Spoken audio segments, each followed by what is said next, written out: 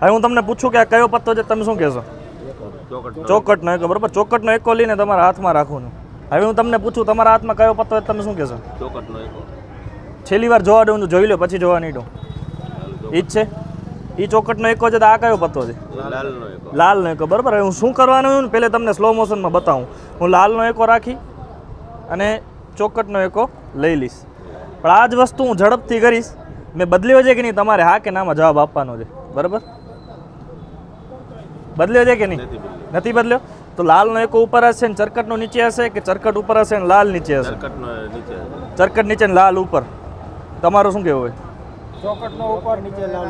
ચોકટ ઉપર ને લાલ નીચે. ને હવે ઊંધો હોય તો જાદુ કહેવાય ને. લગાવીએ શરત 100 એટલે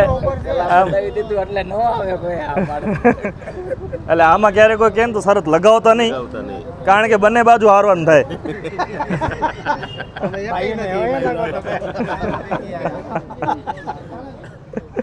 આપણે જે રાખ્યા તો એ તો બે રાણી આ બતાવવામાં આ સીધા ઘીરે ઉપર છે હમણાં આવું